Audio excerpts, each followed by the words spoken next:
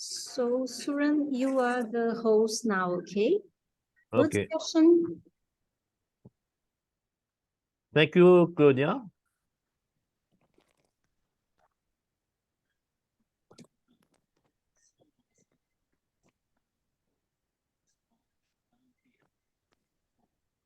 So we will wait for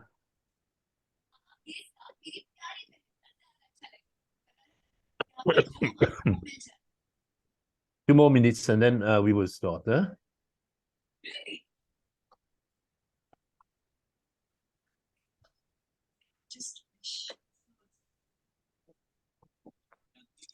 Hi, Sue, how are you? Hi. Hi, sir. Long time, huh? Yeah. So where are you? Which part of the world you are now? China or America? No, in my home, Oh, that's China. good. Yeah. It's 1 a.m. clock. Oh. Yeah. You see, John, she wakes up at 1 a.m. just to listen to you. What can I say? Hi, John. I wouldn't wake up at 9 a.m. to listen to me.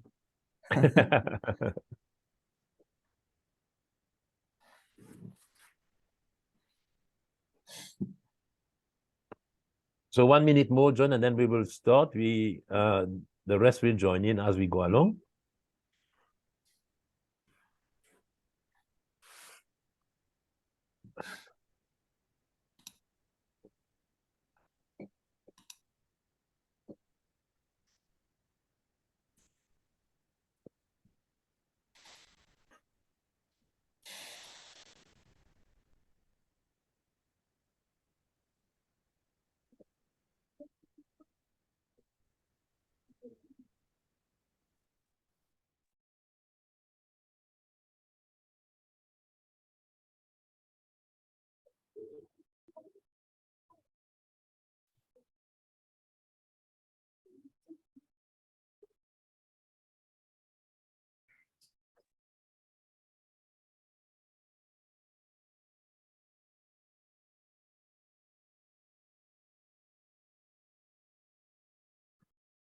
So good morning, good evening, everybody.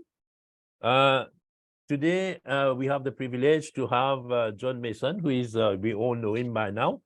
He is World Athletics silver referee and World Para-Athletics instructor and ITO.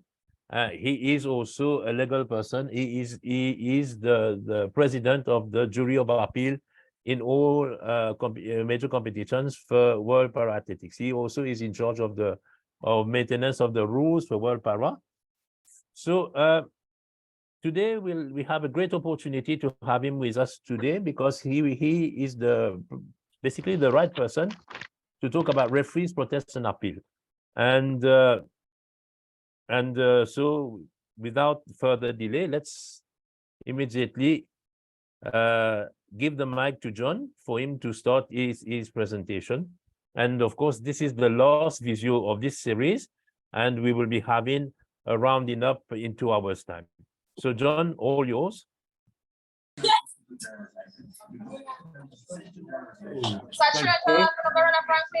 Can we just mute?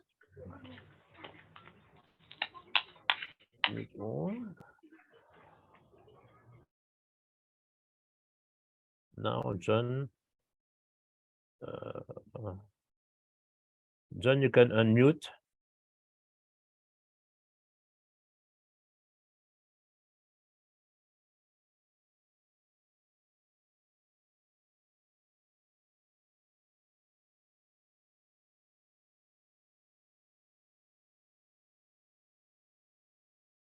Okay. Okay, so again, sir, and thank you very much for the very kind introduction. Hello, everyone, and welcome to this last of the videos.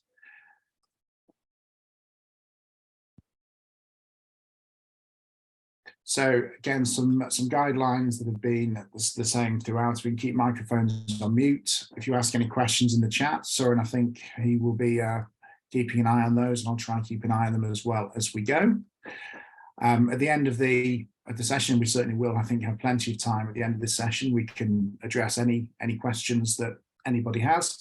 If any questions come up that you don't want to ask in this session, or any questions occur to you after this session, then they can be sent by email to ISCA on the email address that is shown on the screen.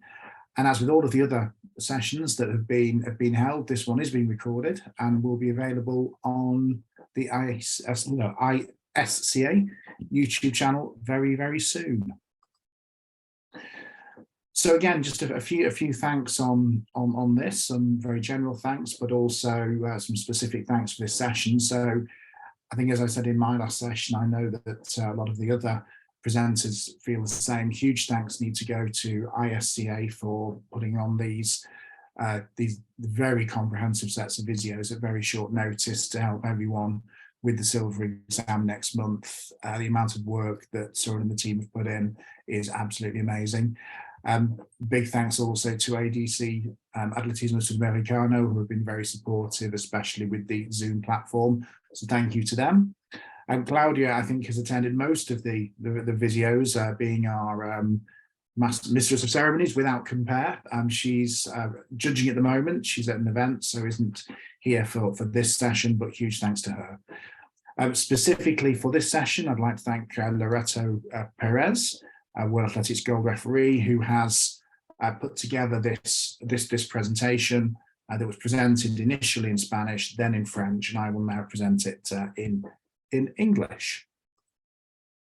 So what are we talking about this afternoon? We're going to talk about the referee, and specifically the referee's involvement with the protest and appeal procedure. I'm a very, very sad person, so I'm fascinated by protests and appeals. It's what I really like. And if you also would like to delve any deeper into this, I did do another video during the pandemic for ISCA, which is on the YouTube channel. It was about 2 hours long. I went into a lot more detail around the workings of the jury of appeal. So not so much the rules, but some very practical ways that you might want to, things you need to do when you're on a jury, how you might want to organize the jury, how you look at evidence, how you reach decisions, and talking about all the various people that are involved in that process. So if you want to go have a deeper dive into this area, then that video still is there on the ISCA channel, and hopefully you will find that useful. Okay, so the first thing I just would like to say before we start talking about the rules is, why are we talking about protests and appeals? I suppose in an ideal world, there would never be any protests or any appeals.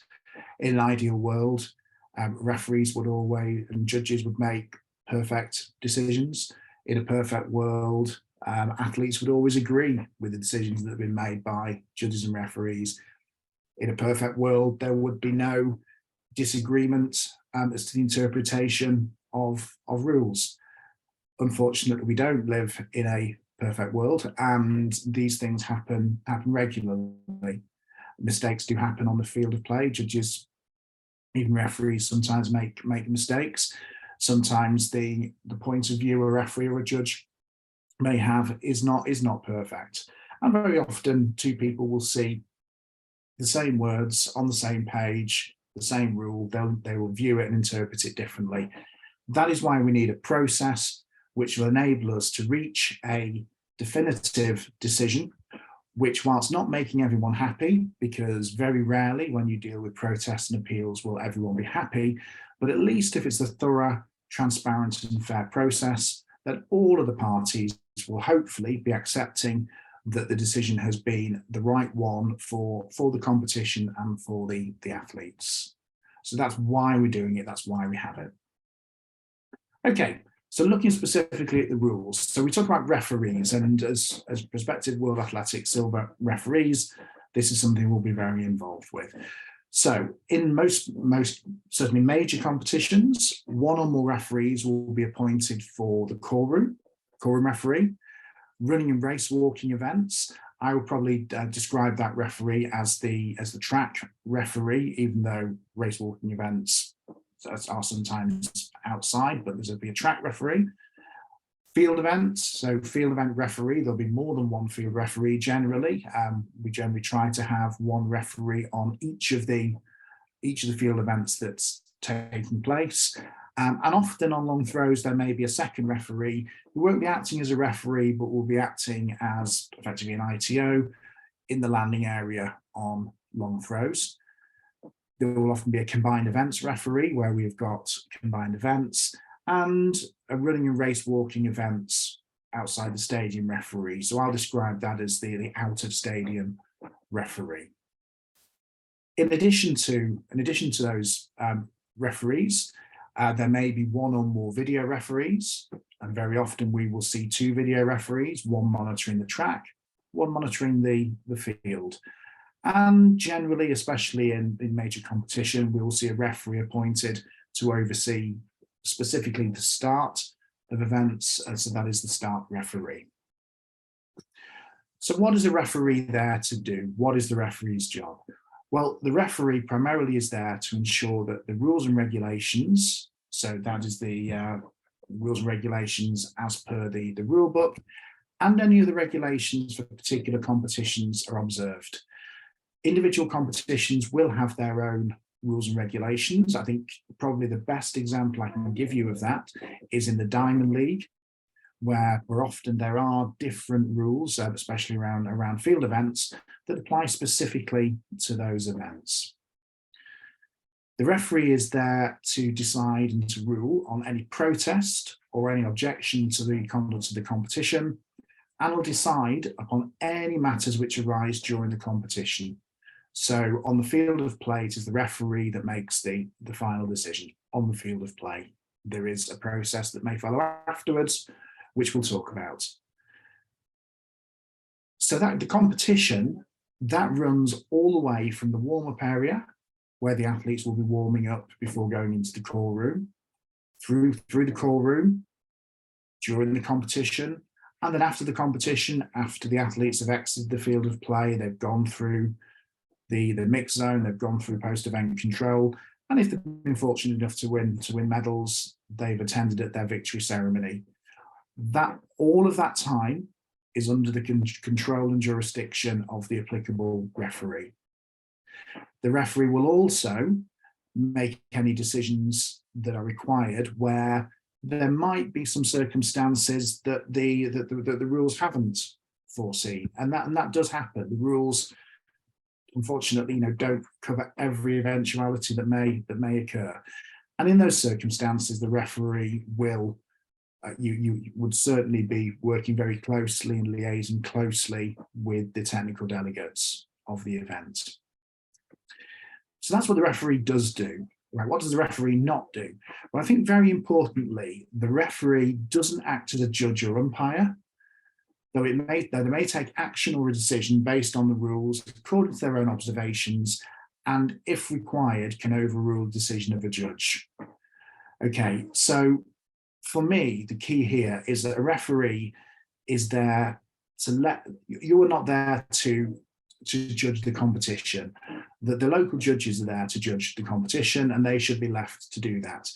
It's only if there is an issue maybe with how that is being done, or if they invite a view from you on any point, that really you should be getting involved.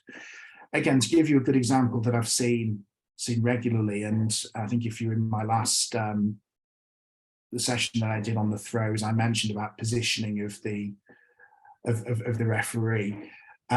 Certainly when on jumping events, when I've positioned myself under the old rules, where we had a judge sat on the takeoff board of a long jump, when I've sat next to the judge in that position, which I don't do anymore, and this is one of the reasons why I don't do that.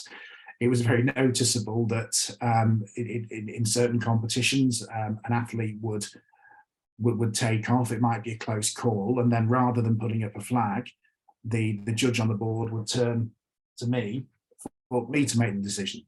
well, that's not the way that it works. The judge needs to make the decision. We do not make the decisions for them. Okay, so in disciplinary matters, the callroom referee isn't just responsible for the callroom. The callroom referee has authority all the way from the warm-up area all the way through to the competition area. So from the moment the athletes arrive in the official warm-up area to the moment they're deposited in their competition area, whether that's the start area on a track event or to the competition site on a field event, it is the callroom referee that has jurisdiction.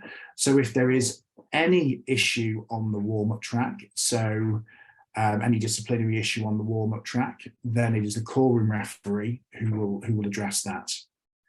From that point onwards, so once the athletes have been deposited to the appropriate event site, then it's the applicable referee that will have jurisdiction from there on forwards, and from there on forwards all the way until the victory ceremony. Okay, so the jury of appeal. What does the jury of appeal do? Who are they? Okay, so the jury of appeal usually consists of 3, 5, or 7 persons. It makes sense that it is an odd number of people on the jury. If you have an even number of people on the jury, then if there is a disagreement amongst the jury as to a decision, if you have an even number, then there could be, and it has to go to a vote, then there could be a tie. And that's not an ideal position to be in. One of the members should be the chairman of the jury, and another should be the secretary of the jury. If and when considered appropriate, the secretary may not be a person, may be a person not included in the jury. I think often it is, the secretary often isn't a member of the jury, and their role can be very, very different. I talk about this a lot in the other webinar where we get into the detail of what happens, but a good secretary of the jury is absolutely crucial. A good secretary of the jury will triage protests. They will make sure that only proper appeals make it to the jury of appeal. They make sure that all of the documentation is ready. They make sure that all of the people to be interviewed are available. The secretary of the jury is an absolutely key appointment. The chairman, on the other hand, they are not in charge per se. I mean, they are there to lead on the process of the jury, to make sure that the jury deliberates correctly, and to communicate decisions back to the teams. The opinion, in my view, the opinion of the chair is no more valid than the opinion of any other member of the jury. He's just a first among equals. A jury are equal. Where there is an appeal that relates to a race walking event, then there must be at least one member of the jury of appeal that is on the World Athletics or area level international race walking panel. I know that it's a national level. I've sat on a jury, chaired a jury where we have had on a walking event, and if you're not a race walking judge, that can be quite uncomfortable. So it is always important in those circumstances that we have an international race walking judge on the jury of appeal. Okay, so let's talk a little bit about conflicts of interest. So members of the jury of appeal are not allowed to be present in any deliberations of the jury that concerns an appeal that directly or indirectly affects an athlete affiliated to their own member federation. So, for example, my member federation is Great Britain and Northern Ireland. So, if I was on a jury of appeal and there was a decision which affected my federation, then I would not be able to sit and hear that appeal. Now, it talks about directly or indirectly. Just to clarify that a little bit more, if there was an appeal by Great Britain, Northern Ireland, well, clearly that is something that directly affects my federation. That's very clear. Similarly, if the National Federation of Mauritius had protested, and the appeal concerned the disqualification or requesting disqualification of an athlete from Great Britain and Northern Ireland. Again, that directly affects my federation, and I wouldn't be able to sit. However, it isn't just directly, it's also indirectly. So if an athlete from Great Britain and Northern Ireland finished in 4th place in a race, and there was an appeal that related to the bronze medalist maybe, and the potential disqualification of the bronze medalist, if the bronze medalist were to be disqualified, that would result in the Great Britain and Northern Ireland athlete being moved up 1 place into a medal position. In my book, I would view that as being an indirect, that would indirectly affect my federation, and therefore I shouldn't sit in that appeal. Similarly, if we had a situation where the appeal decision would result in an athlete from my federation either advancing from the semi-final to the final or not, again, I would see that as being indirectly affecting, and it wouldn't be appropriate to sit on that appeal.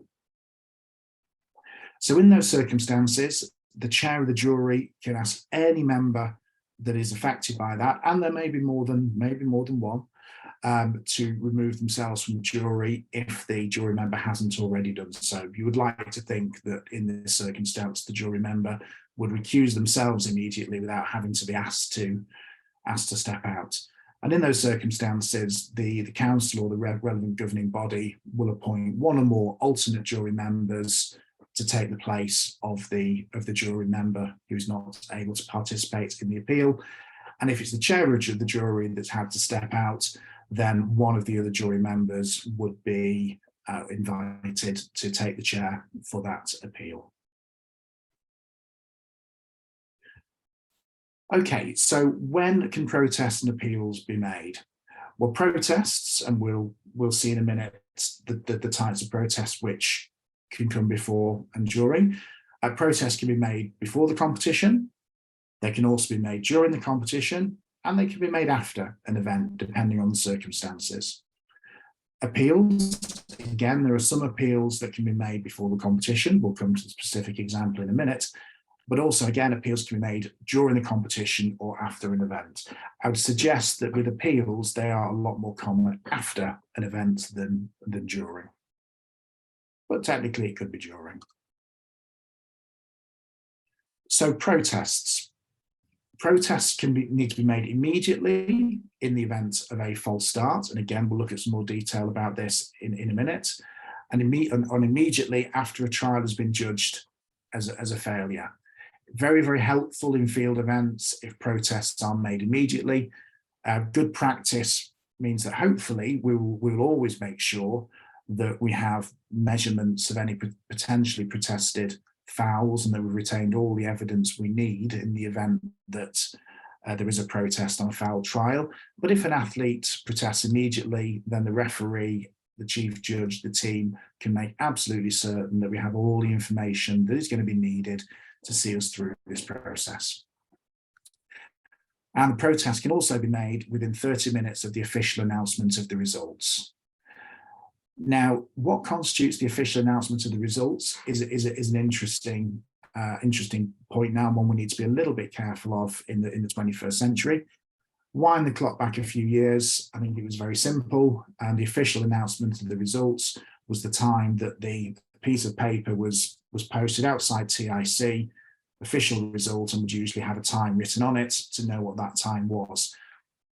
We're now in 2023, and a lot more now goes online. We have virtual TICs, we have online announcement of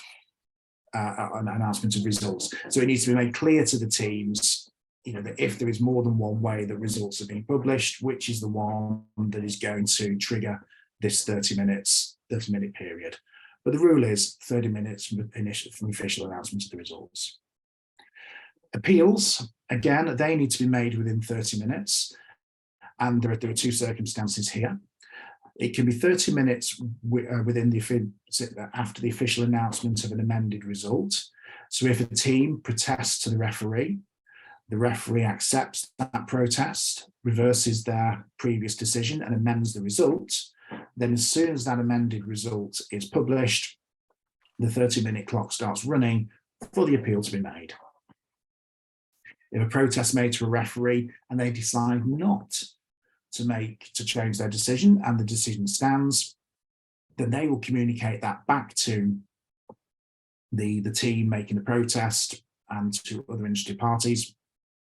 The result won't be amended, and the 30 minutes starts running when that notification is given and that there isn't going to be a change.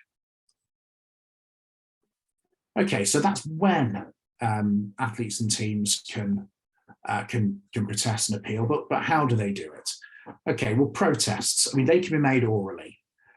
Orally on the field of play is a usual way that this happens. An athlete is not happy with a decision in a long jump. It's been given as a foul on the board. They don't think it was. They immediately orally protest to the referee, and this procedure starts.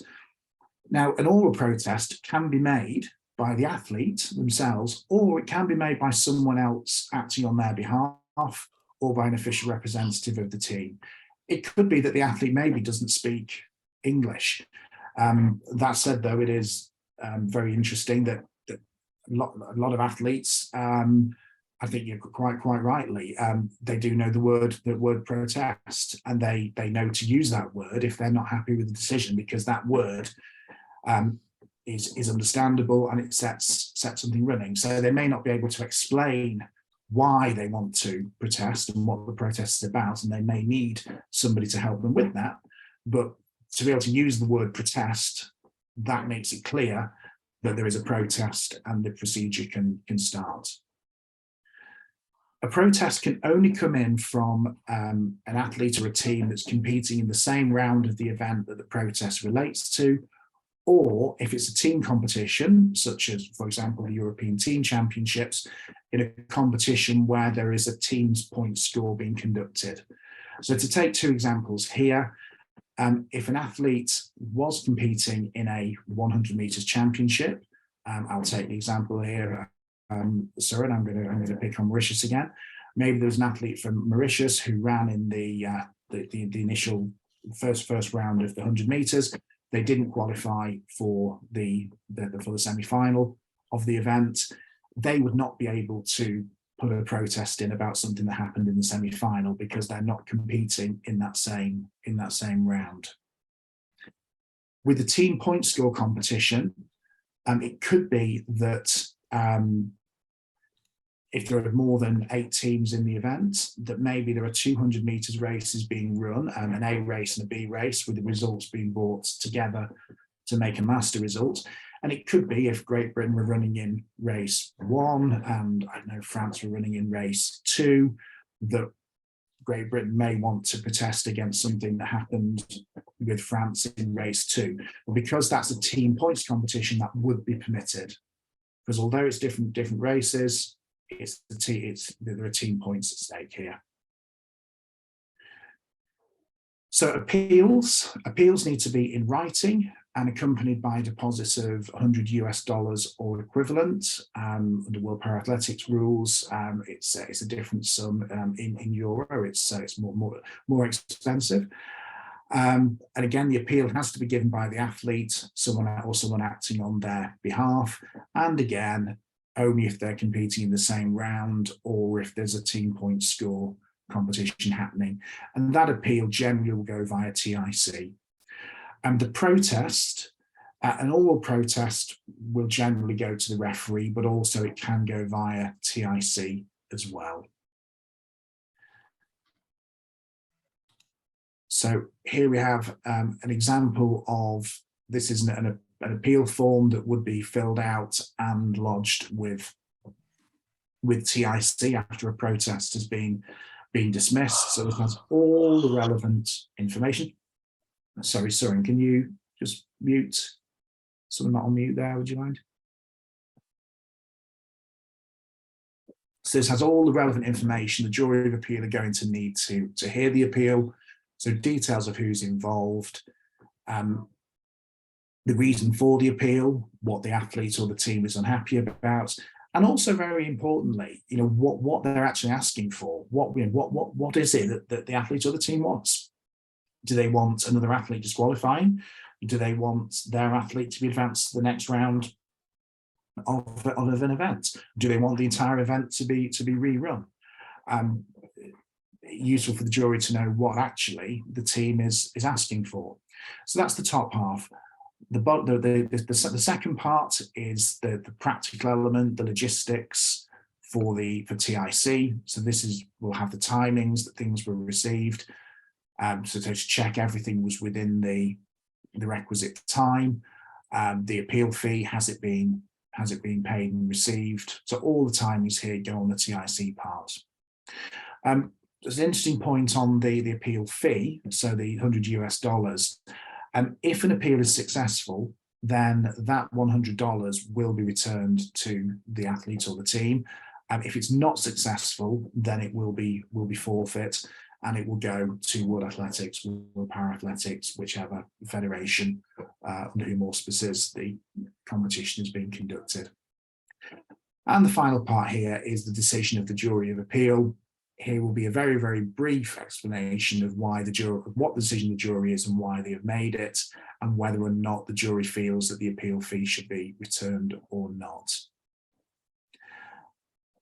This form will be published at TIC, but certainly for my part, and I know different chairs had the jury do things differently. In addition to preparing this, I think it's right, and I like to actually go and speak to the athlete or the teams as well, to explain to them why the decision has been made and explain to them how we've reached the decision. The reason I do that is because, especially at the very, very highest level, the decisions that the jury makes, it's the final decision, but it can have some really big consequences in terms of medals, in terms of funding decisions for athletes. The difference between athlete meddling and not can have a real big impact on their livelihood. So I think we owe it to the teams to actually explain to them in person why we've made the decision that we've made. That is something that I do. Other people may not do that. That's equally fine. There is nothing in the rules that say that we have to do that. That's just a personal preference. Okay, so coming back to who the protests and appeals are to be made to, well, protests, there are two types of protests that can be made here. A protest about the status of an athlete to participate has to be made to the technical delegate. And this is the type of protest that has to be made before the competition. It can't be made during the competition. If a team is unhappy that an athlete is competing for another team or nation, they feel they shouldn't be, or they feel they shouldn't be competing at all, then that protest has to be made before the event to the technical delegate. Any other protest is made to the referee. Now that can either be directly to the referee, or if the referee can't be found, it can, especially within 30 minutes after the published results, it can be made to the referee via TIC. And that protest can be about the result of the event. It can be about the conduct of the event. It can potentially be about false starts, though not if SIS is being used, Start Information System is being used and it is working correctly. A protest can also be made that a start should have been recalled by the start team and it wasn't. Appeals are made to the jury of appeal. Again, generally via TIC. The jury will not accept appeals directly. The secretary will often go to TIC to meet the team who are making the appeal when they're filling out their forms, but it is made through TIC. And that appeal can be, again, about the status for an athlete to participate.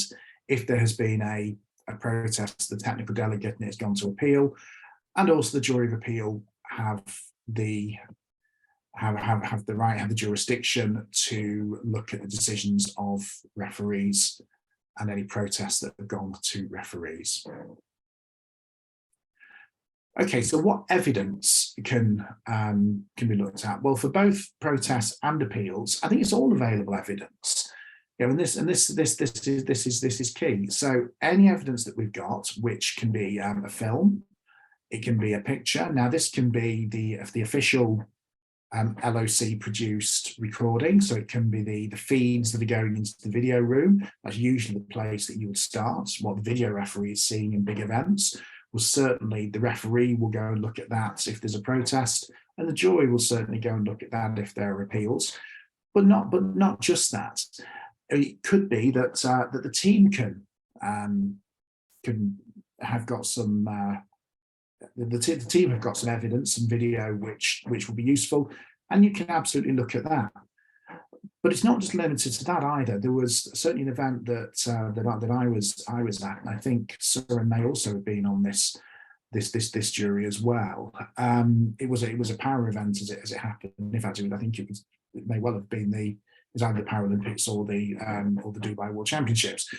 But we needed to see some video of something we had an appeal on, and there was no video that was particularly obvious. But what we did notice was right outside our jury room window, Japanese television had a camera which was looking right at the incident, at the area that we were being asked to look at. And we thought, well, hang on a minute, I wonder if they've got would they have the coverage? So we spoke to the Japanese TV, and were able to get some coverage that they had.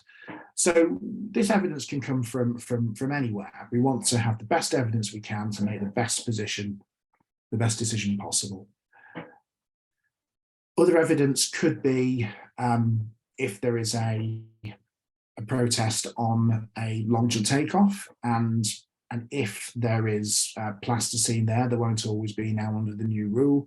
But if there is a nick in the plasticine, then obviously that should be kept to one side, retained. That is very valuable evidence for a protest or an appeal on that.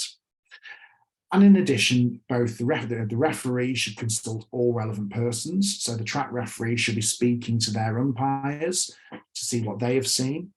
The field referee will be speaking to their judges just to see what their position is. The jury of appeal will do exactly the same. But the difference is the referee, the jury of appeal will also consult the referee on the event as well that made the protest decision in the first place.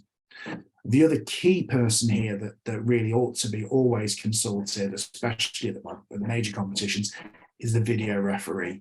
And the video referee may well have some coverage, may well have an opinion on what has happened.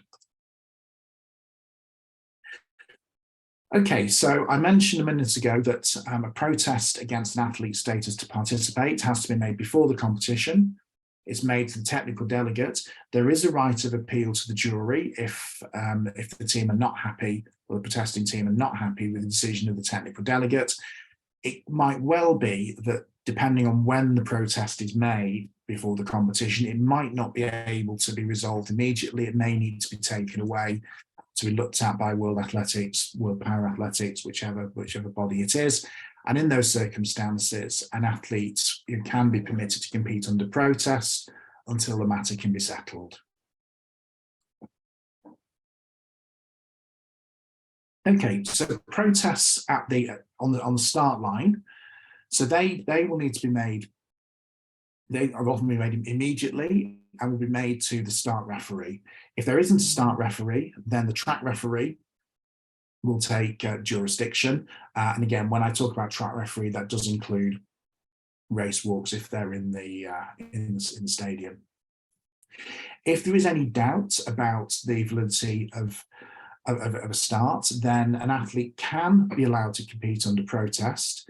However, and as you will know if you listen to the video that was given by Alan Bell, the only circumstances that would be allowed is if there was clearly an issue or a clear doubt as to whether the SIS was working correctly. If SIS is in place and there's no reason to think that it's malfunctioning, then an athlete will not be allowed to compete under protest. Okay, if there's no SIS in place, then then yes, that it's more likely an athlete will be permitted to compete under protest. But the general rule is if there's SIS in place and it appears to be functioning correctly, an athlete will not be permitted to compete under protest. They may also be allowed to run on their own if it turns out that they were incorrectly expelled, disqualified for a false start, either through a protest or following an appeal, and we'll see an example of that in a minute. Not only can an athlete protest about a false start, they can also protest that a start should have been aborted and wasn't. Again, that protest will generally be made immediately. It'll be made to the start referee. The third point here is key. It has to be made by on behalf of an athlete that has completed the race. So if that athlete hasn't completed the race, then they can't protest. They have to have completed the race. And in those circumstances, if there is a protest and the referee decides, yes, that start should have been aborted, it should have been either a false start or just aborted in some way, then the referee has got a number of decisions to make. There are a number of things that he can do, and he certainly can declare the entire race void. He can decide that part of the race is void. He can ask for a full rerun, maybe a partial rerun. Some athletes may be able to rerun for fastest non-automatic qualifier places. Depending on the circumstances, there are a whole range of options here available to the referee, depending on the circumstances.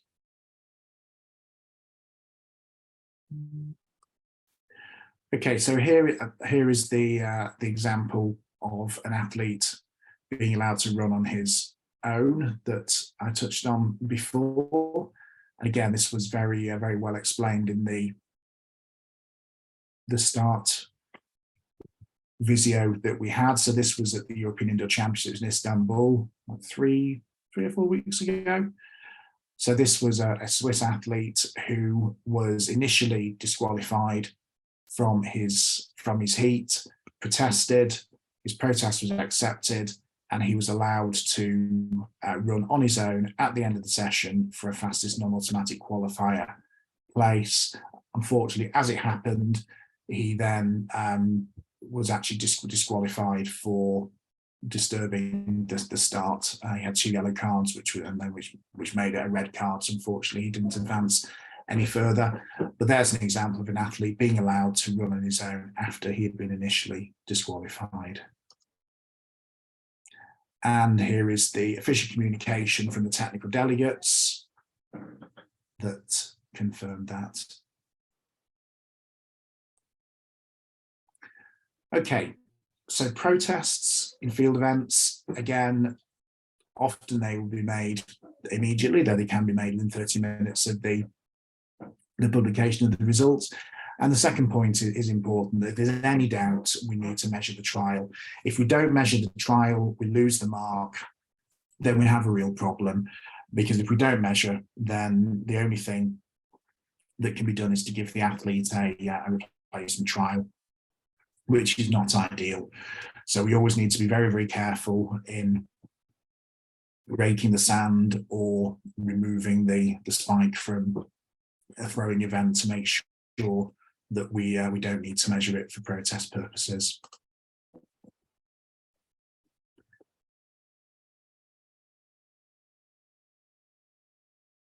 Okay, so if there is a protest during the first 3 rounds of a field event and there are more than 8 athletes competing, then it is permitted, if there is a protest continuing, to allow an athlete to take the 4th, 5th and 6th trials under protest whilst the protest is being dealt with. In those circumstances, 9 athletes would go forward to those last 3 trials. If the protest was upheld, then all of the trials for all 9 athletes would be valid, and the result will be based on that. So the 9th athletes who only went through because of the protest, their results would still count.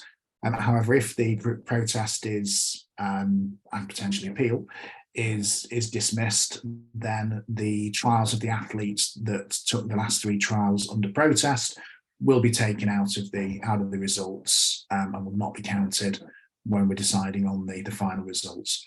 Similarly, in vertical field events, so the high jump and the pole vault, we can't always decide on an appeal on a protest, and certainly not an appeal immediately.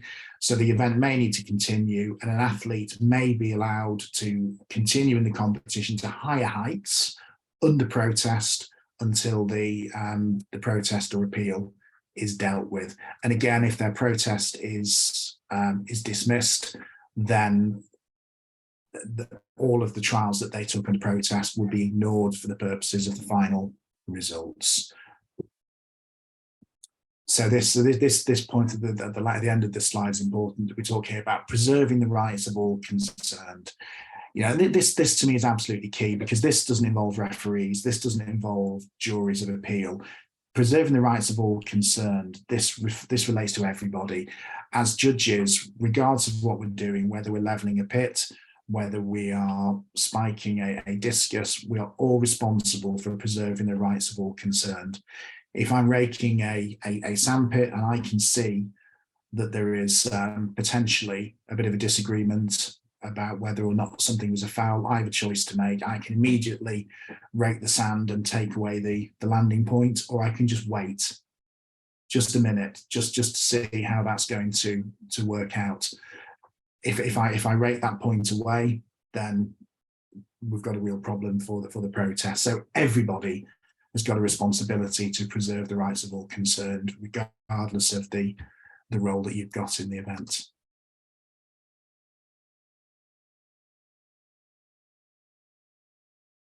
Okay, so this slide, sorry, this is just confirming what I just said about which performances will be valid and which will not. So again, here we can see an example of a result from Oregon.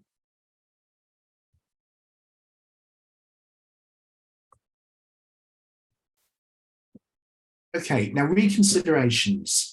It is open for both a referee and a jury of appeal to reconsider a decision if new conclusive evidence is presented that might change their decision. And provided that the protest or the appeal has been made within the requisite time, that's very important. And if further evidence comes to light, and this does sometimes happen, then it's absolutely right that the referee or the jury look at that. And it comes back to what I was saying before about the importance of this process. As you can see here under the appeal section, decisions are final. There's no further right of appeal, even to the Court for Arbitration of Sport. So a jury of appeal decision is final. We want to make sure we get it right. So if that means looking at new evidence we've not looked at before, then absolutely, you know, we should do that. Absolutely, no question. And we're certainly allowed to do that. Generally speaking, though, we would expect that to be done before the victory ceremony. Clearly, if decisions are being changed and results are being changed after the victory ceremony, that is rather problematic from a logistics perspective. And just here's an example of something that happened in it was in Doha 2019 World Championships, where a reconsidered decision was made, and a second silver medal was awarded to second bronze medal was awarded to one of the athletes who it was taken to have been obstructed by another athlete. Okay, so that was, that was a very very quick and basic canter through the rules around protests and appeals and some of the processes there are to follow. Again, if you want a deeper dive into that, then please do have another look at that other video that is on the ISCA YouTube channel. Soren, do we have any questions at all? We have two that you might have already replied, so have a look at it. So do all the alternate jury members have to be physically at the meet, or can they participate remotely if necessary? Yeah, Lloyd, that's a very, very interesting question, actually. I suppose, in the 21st century, do any of the jury need to be there? Who knows where this is going to go in the future, or can the jury be entirely remote? I don't know. Maybe that's a possibility going forward. I think generally the jury will be physically there, because they will physically go to video rooms. They will physically meet. So yeah, generally they'll be physically there. I'm not aware of a circumstance where someone has been a major chance where someone's been pulled in remotely. It may have happened. So, are you aware of that? No. Having happened? But that's not to say that in the future, this may not change. Who knows? But at the moment, no, I would say everyone is there physically in person. So Hector, could I expand on consult relevant persons when you talk about evidence? Yeah, I mean, absolutely. Well, I mean, relevant persons, it is vague, but I suppose it's purposefully vague. It is anyone that the referee or the jury feel might have some useful information to give. So on a track event, it would certainly be, for the jury of appeal, it would certainly be the referee. You would want to speak to the referee. However, there are circumstances where I've also suggested to a jury that we also speak to the umpire involved as well, just for them to tell us, what they think they have seen, because we need to be confident that they've understood the rule correctly as well, that when they've made this decision, that they've interpreted things correctly. So we would talk to umpires. The video referee is certainly a relevant person. In the field event, the judges could be relevant people. Generally speaking, not necessarily speak to the athlete or the teams. However, I suppose if there was something that wasn't clear, then whilst I probably wouldn't do it specifically, wouldn't ask as a jury go and speak to the teams, would ask the secretary to the jury of appeal maybe to go and speak to the athletes or the teams, just to clarify maybe something that's not clear on what they have filled out on their appeal form, or maybe to give a little bit more information and in detail.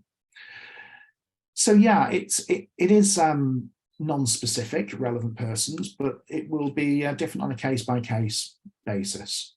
So hopefully that answers the question. So that's all the questions we've got in the meeting chat. If anyone has any other questions or observations, feel free just to pop your hand up now, and then we can unmute, and I'll do the best that I can.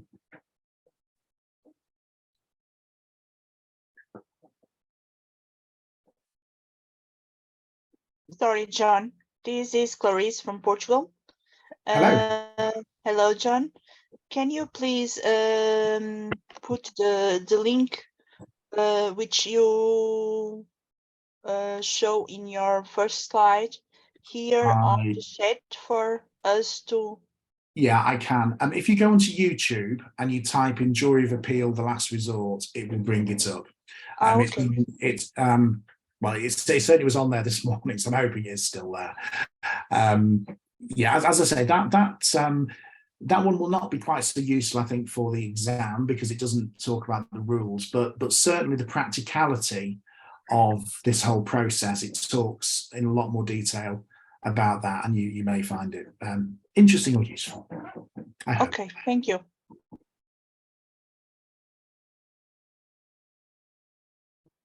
So anyone? Yes, go ahead.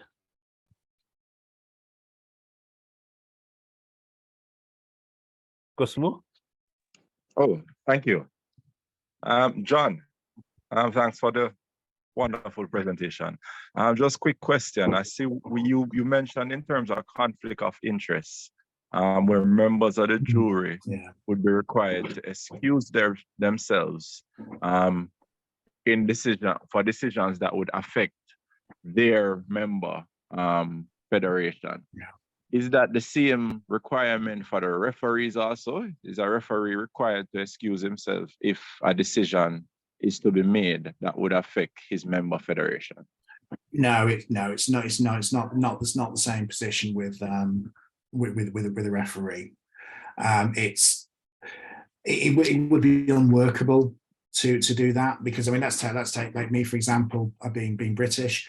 That would mean that I could never referee an event with a British athlete competing, and that would effectively rule me out of everything, as it would, you know, potentially cosmic for you in a lot of things, and it would certainly for Americans as well.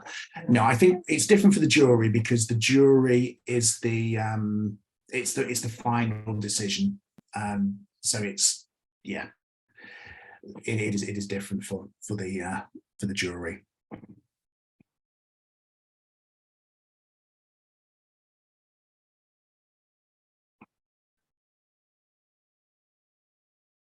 Anyone else? I see that Lloyd has just popped the YouTube link into the chat if anybody wants that. Thank you, Lloyd. So if there's, of course, you can still send us your queries if you have by email, and it will be transferred to John, and he will certainly reply you. There is a question about whether the presentation slides will be available. John, is that the problem? That's no problem at all. So it will be made available to you. Yeah. So John, you can stop the share. Yeah. Okay, so this concludes our series of videos for the ISCA, International Sports Consulting Agency. We took the challenge to within basically 2 weeks to set up these videos. So we set out 30 videos, including the mock exams, and at the later video will be on the rounding up. And we took the additional challenge to do it in 3 languages. So I from the feedback that we have, it has been a great experience for not only for the participants, but also for us also. Because we have been able to come back together and share with our friends, and it has been a great experience. So thank you, John. Sure. Yes, Claudia. Just a question, not finish the room, okay? Maintain open, please. And thanks, John. Someone, If you can give me back the... No, you can stay with the host, but don't close the session, okay? okay. Thank So- you. See you. So and again, I would like to special thanks to ADC Atletismo Sudamericano for putting their platform at our disposal, and of course to Claudia for being the mistress of ceremonies for all the videos. Just imagine she has been present in each and every one of those, and so a great thanks to her also, and of course to everybody from who have helped us, John, Elena, Okri, all of them. There's so many of them, and of course Nasir for putting all those videos online. So we will see you all in about 1 hour for the rounding up, and of course it will be an opportunity for us to talk about the questions which have been set, but at the same time to expand also if there is need on the different situations which we have set up. We have set up that to be as close as possible to the World Athletics evaluation. So you will see a kind of similarity in the types of questions that we have set. John, a few words before you go, before we close. No, all I can again is really just again say thank you to Søren and the team for the amazing job that they have done. It really cannot be underestimated, and just wish you all the very, very best of luck. Those of you that are sitting the silver level exam in the next few weeks. Hopefully these videos have given everyone the best opportunity possible to do well in those. And in the meantime, between now and then, if there is anything on, I think any of the videos that have been, any clarifications needed, I'm sure that if you send an email to Surin and the team, it'll be put to the appropriate people to help out. That's what we're doing this for, to help. So thank you, John. Thank you, everybody. Thank you, Roberto and ADC Atletismo Sudamericano, and all of you. Bye-bye for now. So we will be seen in 1 hour.